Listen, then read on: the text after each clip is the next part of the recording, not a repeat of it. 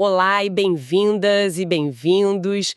Hoje a gente vai conversar sobre uma passagem do Evangelho de João que levanta um dos dilemas humanos mais, fascinantes e até desconfortáveis. Nós estamos no capítulo 12, versículos 37 a 43.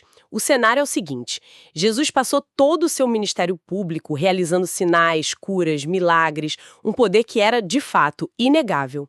E, no entanto, o texto nos diz de forma muito direta que não creram nele. O que leva alguém a ver a evidência, com os próprios olhos e ainda assim não crer. E talvez uma questão ainda mais intrigante: o que leva alguém a crer no coração, mas ter medo de confessar isso publicamente? É essa investigação que faremos hoje, usando como base vários comentários teológicos que se debruçaram sobre essa passagem. Nosso objetivo é desvendar as camadas por trás dessa incredulidade. A gente vai explorar o contexto da época, o peso das profecias e, no fundo, essa tensão entre o que acreditamos e o que estamos dispostos a arriscar por essa crença. Para situar todo mundo, vamos repassar o texto bem rapidinho. Começa com o versículo 37, que já estabelece o paradoxo. E embora tivesse feito tantos sinais na sua presença, não creram nele. E em vez de deixar essa questão no ar, o autor, João, ele já oferece uma explicação teológica.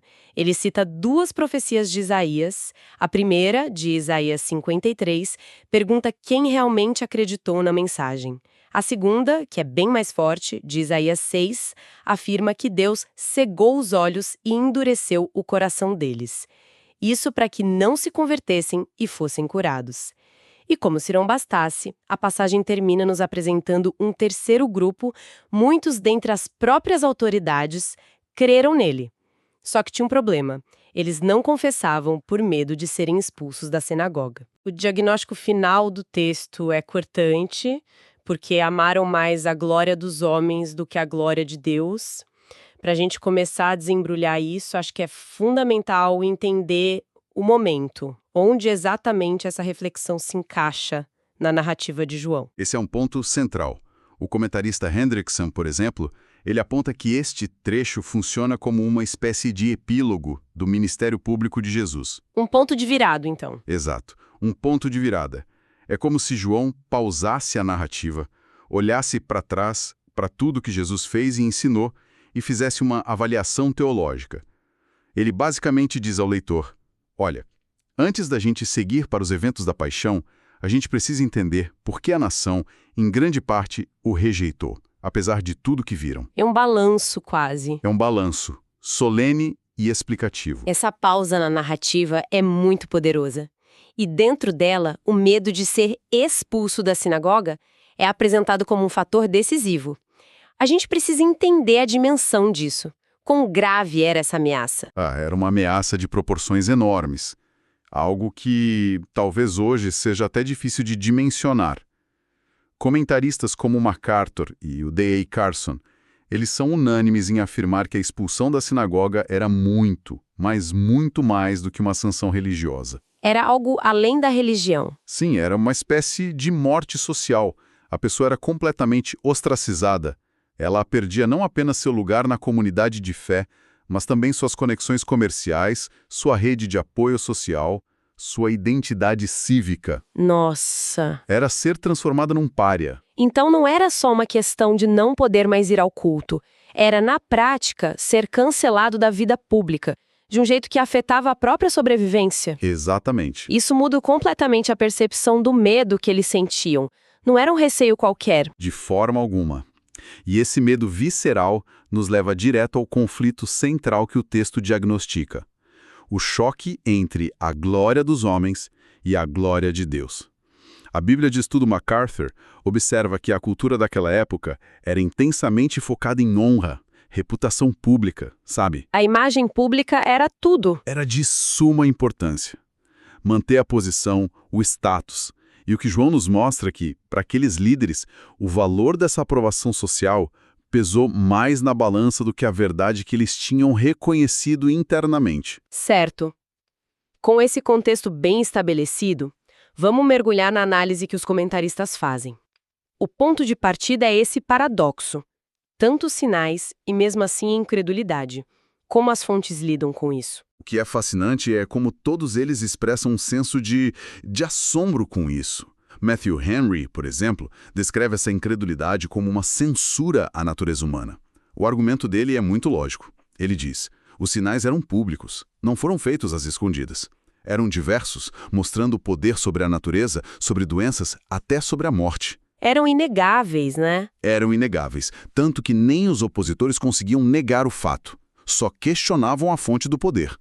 Diante disso, a incredulidade não era uma questão de falta de evidências. Então, se o problema não era falta de prova, onde estava a raiz da questão? Bom, Hernandes Dias Lopes, na mesma linha do Henry, chama essa atitude de incredulidade indesculpável. Ele argumenta que o problema não era de ordem intelectual, mas volitiva, ou seja, não era uma falha na mente, mas uma dureza no coração. Uma escolha, então. Uma escolha deliberada. A luz estava brilhando com toda a intensidade, mas eles escolheram fechar os olhos. A recusa em crer não vinha da ausência de luz, mas do amor pela escuridão, como o próprio João diz em outro capítulo. E aí é que entram as profecias de Isaías como a explicação de João para essa dureza. A primeira, de Isaías 53, parece mais direta, falando da rejeição do Messias. Mas a segunda, de Isaías 6, sobre Deus cegar os olhos e endurecer o coração, essa sempre me pareceu a mais difícil. Soa quase como se as pessoas não tivessem escolha. Como os comentaristas abordam essa tensão? Essa é, sem dúvida, a questão teológica mais complexa da passagem, e as fontes a tratam com muito cuidado. Existe um consenso notável entre comentaristas como D.A. Carson, João Calvino e os editores da Bíblia de Estudo MacArthur. O consenso é que esse endurecimento divino não é um ato arbitrário, mas sim um ato judicial. O que exatamente significa um ato judicial nesse contexto? Significa que não é a causa primeira da incredulidade, mas a consequência dela. D.A. Carson explica que é uma ação de Deus que acontece em resposta a uma rejeição inicial e persistente por parte do povo. Ah, entendi. Pense no faraó do Êxodo. O texto diz várias vezes que Faraó endureceu seu coração, e só depois disso é que a gente lê que Deus endureceu o coração de Faraó. A ação de Deus vem depois. Exato. O juízo de Deus foi confirmar e solidificar a rebelião que o próprio Faraó escolheu. O endurecimento divino é a sentença para a dureza autoimposta. João Calvino, ele usa uma analogia muito útil. Ele diz que a palavra de Deus é como a luz do sol. O sol brilha para todo mundo, mas para uma pessoa cega, ele não revela nada. A culpa não é do sol. A culpa não é do sol. Da mesma forma, a verdade de Deus é apresentada, mas se o coração já está endurecido pela rebeldia, pelo orgulho, essa mesma verdade que traria vida acaba por confirmar a pessoa na sua condição. Entendi. Então não é um decreto que impede alguém que busca sinceramente de encontrar a verdade. É mais uma consequência divina para uma escolha humana repetida. Exatamente. Deus, em seu juízo, permite que a pessoa siga o caminho que ela já insistia em trilhar. Isso lança uma luz muito diferente sobre a passagem. E essa análise nos leva de volta àquele grupo que tanto nos intriga. Os líderes que creram, mas ficaram em silêncio. Sim. Eles não parecem ter o coração totalmente endurecido, porque creram, mas também não agem de acordo com essa crença. O que eles nos ensinam sobre a natureza da fé? Pois é, esse grupo torna a passagem tão psicologicamente real. Eles estão no meio do caminho. Exato. O comentário Wiersbe os descreve de forma muito direta como cristãos secretos. Eles tentaram encontrar um meio termo impossível. Queriam a salvação de Jesus, mas sem abrir mão da aprovação do sistema que o rejeitava. Estavam divididos. Completamente. Entre a convicção interna e o medo das consequências externas. D.A. Carson, no entanto, ele aprofunda a questão. Ele pergunta se essa fé silenciosa e não confessada pode ser considerada uma fé salvadora genuína, segundo os padrões do próprio Evangelho de João. Boa pergunta. Ele a chama de fé inadequada e resoluta. Para o apóstolo João, a fé verdadeira é uma fé que se manifesta, que leva a seguir Jesus abertamente, sabe? A confessá-lo publicamente, não importa o custo. Mas essa fé com medo não poderia ser só um primeiro passo? Alguém como Nicodemos, por exemplo, que procurou Jesus à noite, secretamente, ele não é um exemplo de alguém que começou assim? Essa é uma observação excelente, e MacArthur nos lembra exatamente disso. Figuras como Nicodemos e José de Arimateia, ambos membros do Sinédrio, provavelmente pertenciam a esse grupo. Inicialmente, o medo os paralisava. No entanto, a narrativa do Evangelho mostra uma progressão. Ah, sim. Após a crucificação, no momento de maior perigo, são justamente eles que superam o medo e agem publicamente, reclamando o corpo de Jesus para um sepultamento digno. É verdade. Isso sugere que uma fé inicial, mesmo tímida e medrosa, pode amadurecer e se tornar corajosa. Mas ela precisa, em algum momento, sair do esconderijo para se provar genuína. E tudo isso deságua naquele diagnóstico final do versículo 43. Porque amaram mais a glória dos homens do que a glória de Deus. Parece que essa frase é a chave que abre todas as outras portas da passagem. Sem dúvida. Todos os comentaristas veem essa declaração como o cerne da questão. Ela expõe a motivação mais profunda por trás tanto da incredulidade aberta quanto da fé secreta. Hernandes Dias Lopes descreve a atitude desses líderes como o produto de uma fé medrosa e covarde, onde o amor pelo status, pela reputação, pelo conforto, superou o amor pela verdade. Ele resume isso de uma forma bem forte, né? Sim, ele resume a escolha deles de forma contundente. É melhor temer a Deus e ir para o céu do que temer os homens e ir para o inferno. E João Calvino, ele amplia essa reflexão, mostrando que este não é um problema restrito àqueles líderes do primeiro século. É uma condição humana universal. A ambição, o desejo de agradar, de ser aceito, de receber aplausos. Calvino vê isso como um dos maiores obstáculos a uma fé autêntica em qualquer tempo e lugar. Isso nos força a perguntar. Exato.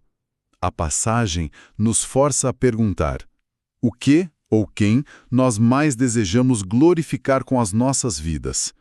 A resposta a essa pergunta define tudo. Ao ouvir essas análises, é impossível não pensar em como essa passagem, embora descreva um evento de 2000 anos atrás, dialoga diretamente com o nosso mundo hoje. As questões são atemporais. Como a gente pode trazer essas reflexões para a nossa realidade? A conexão é imediata. Se a gente unir as reflexões das fontes, vemos pelo menos 3 áreas de aplicação muito claras. A primeira é esse conflito universal entre convicção e medo. Matthew Henry fala sobre o medo do homem, que, segundo ele, arma uma cilada. A passagem nos convida a examinar honestamente. Sim. Quantas vezes uma convicção que temos é silenciada pelo medo do que os outros vão pensar? Medo do ridículo, de perder uma oportunidade, de ser excluído de um círculo social.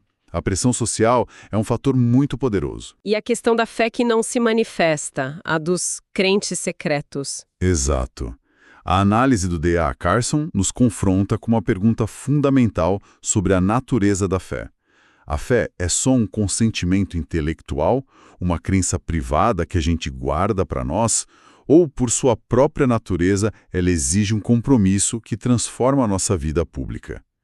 A passagem sugere que uma fé que não está disposta a arcar com o custo é, na melhor das hipóteses, uma fé imatura. E, por fim, essa busca pela glória dos homens. Em nossa era de redes sociais, de busca por validação constante, essa frase parece que foi escrita ontem. Sem dúvida alguma. A reflexão de Calvino é profética.